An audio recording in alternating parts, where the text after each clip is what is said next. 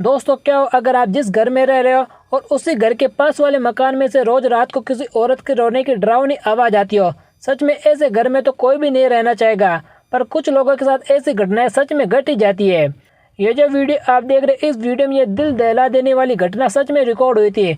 इस वीडियो में देखा जा सकता है कि एक बंदा सुनसान पड़ी एक रोड पर बने मकान की वीडियो बनाता है, जिसमें उस बंद पड़े मकान से किसी औरत के जोर जोर से रोने की काफी डरावनी सी आवाज आती है, जिसे सुनकर किसी का भी दिल सहम जाएगा। ये आवाज उस व्यक्ति को रोज रात को सुनाई देती थी, लेकिन आज तक इस आवाज के पीछे की वजह कोई भी नहीं जान पाया है।